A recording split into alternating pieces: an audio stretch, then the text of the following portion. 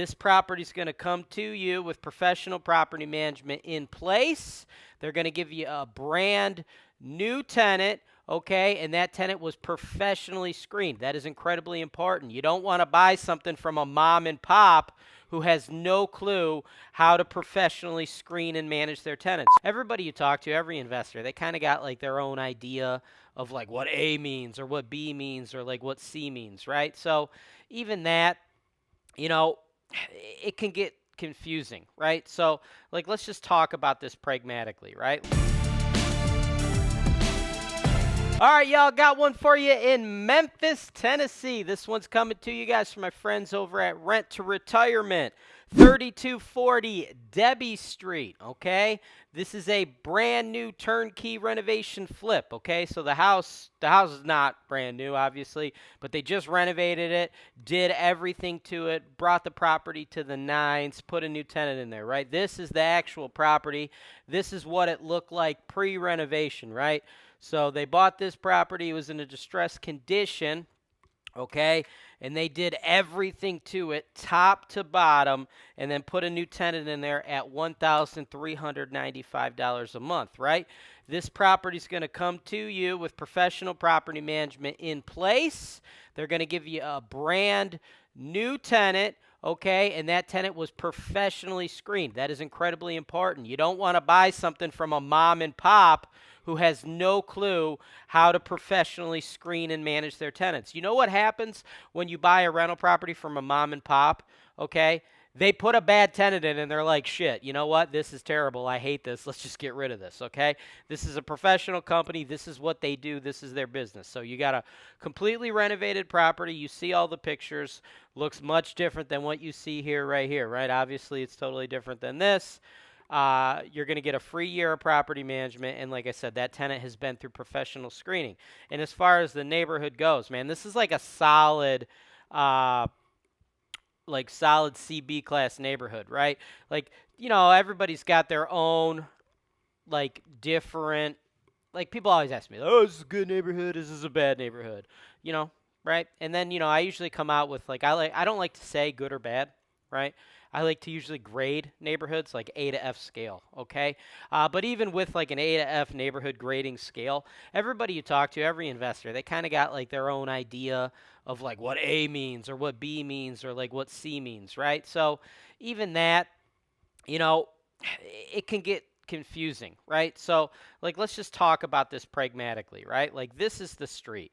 In my opinion, this is like probably a very high C or a low B type neighborhood. In my opinion, when I see an A grade neighborhood, that is like newer homes, the most affluent people in the metropolitan area are living there. Houses are well above the median of that market. If there's rich people in the market, they're going to live in those A neighborhoods, okay? Rich people ain't living anywhere but A neighborhoods, okay? And when you get to like D and F neighborhoods, that's where all your Section 8 is. You know, that's the hood. There's crime. There's problems, right? And if you're in a D and F neighborhood, right, as you cruise down the street, like anytime you're investing, guys, you should just be looking at Google Earth and cruising down the street, right? Like if you're cruising down the street in a DNF neighborhood, you don't have somebody who's got a nice, well-manicured yard like this. You don't have somebody that's got like a nice garden, nice privacy fence. You don't see houses this size, right? You'll see boarded up windows, you know, just garbage, trash everywhere, right? Those are DNF neighborhoods, right? And then you get into C and B neighborhoods. C and B neighborhoods, like C neighborhoods, in my opinion, that's where you start transitioning, where you got like nicer rentals where the people that have jobs and are actually working and aren't on Section 8, that's kind of where they live. But there's still like a decent amount of rentals in the neighborhood. And then when you get up into B, that's when you start getting into neighborhoods where you have a lot more owner occupants than rentals. When you're in an area where the majority of the people that live on the street are owner occupants, that to me is a B neighborhood. And you're going to start to see bigger homes, right? And that's what we have here. So I would say, in my opinion, this is a B grade neighborhood. Like, this is what I see. When I see a C grade neighborhood, the properties are much older. They're much smaller. They don't have like big yards, well kept up like this. You're not going to see this many owner occupants taken care of. the properties in this way, right? So this is like a nice, solid B grade neighborhood, and that's incredibly important that you guys kind of understand what I mean when I say B, right? Because everybody that's selling you a property, they're going to say something different. And here's the big, the big secret to the game, right? People are like, what is, like I said, I hate when people ask me if it's a good neighborhood or a bad neighborhood, but people always say to me, like, if they agree to the grading scale, because I think that's a better way to frame the conversation. People say to me, like, okay, what's the best kind of neighborhood for me to invest in? Should I be investing in D? Should I invest in B? Should I invest in C, right? Well, here's the dirty little secret. You could make money in any grade. You can make money in an A neighborhood. You can make money in a B, a C, a D, an F, right? I've literally made millions of dollars investing in Section 8 properties in the ghetto, okay? You could literally make money in any grade neighborhood. But what you can't do, you can't make money investing in one grade of a neighborhood if you're paying the price of a different grade or if you have the expectations of a different grade, right? Can you make money in an F grade neighborhood? Absolutely. Can you make money in an F grade neighborhood if you pay a C grade price and expect a C grade tenant? No, you can't, right? So that's the most important thing. So as you guys are working, through your investment career and you're talking to people that are selling you properties, everybody's going to be throwing out different grades, right? Because you get the sales folks that they have the incentive to be like, oh, it's B, B, B, B, but it might really be a C, right? So when you get that opportunity, I want you to do what I'm doing here. I want you to check this out. I want you to go down the street. This, folks, this is what a B grade neighborhood looks like, okay? You see what the size of these houses, you see the size of these yards. This is B all day, okay? This is what a B grade neighborhood looks like all day. But, vice versa, you want to see like what a C grade neighborhood looks like? I'll give you a C grade neighborhood. Okay, let's see here. How about, let me just think. Here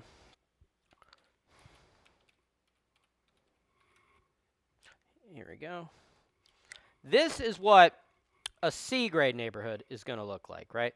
This is a particular neighborhood that I happen to have a whole bunch of rental properties on, okay? And this is what a C grade neighborhood is going to look like. You have, in this particular neighborhood, you have more rentals.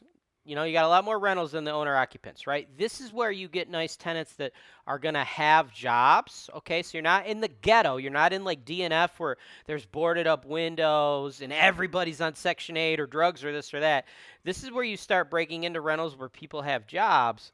But at the same time, like if you look, right, much smaller yards, and like you're going to see a lot of this kind of stuff, right? You're going to see like houses that are just going to have, like crap all over the place, right? And you have like peeling paint, right? Like this is what a C grade neighborhood looks like. A lot of these tenants think like factory workers, Amazon workers, like your lower income workers. There's probably going to be some Section 8, but a lot of these people have jobs, and there will be some owner occupants, okay? But the properties aren't as maintained as well. Yards are much smaller. Houses are closer together. Values are much lower. You're in like the lower end of the pricing spectrum, right? So that is what like a true C grade neighborhood looks like. And if you contrast that to what we were just looking at with the Debby property, like you could just tell just going up and down the street, like, do you see the differences, right? Like, you go from all the kids' toys and the crap in the yard to like, big, well-maintained yards, bigger homes, okay? This is like a stark contrast to what we've seen, right? So this is like a pure B-grade neighborhood, okay? And in general, this is going to ring true for most any market you invest in, okay?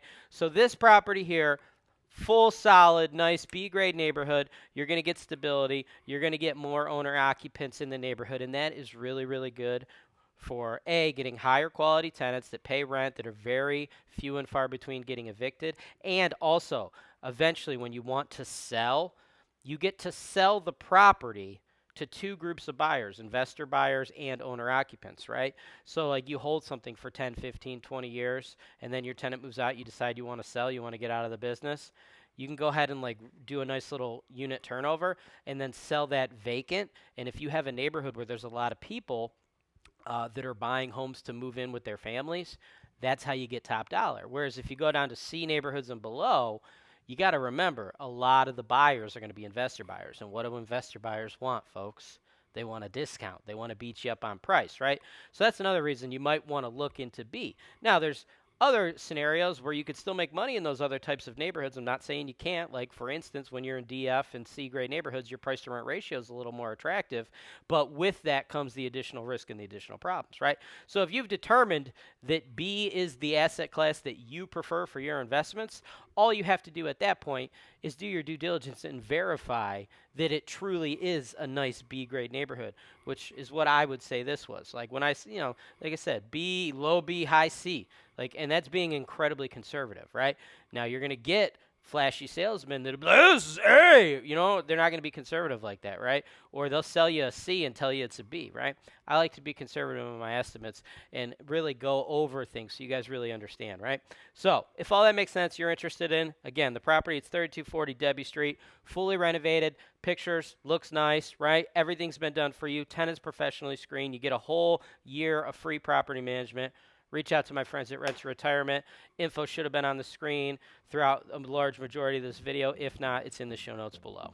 Thanks for watching. Subscribe to HoltonWiseTV for more financial information, education, and entertainment.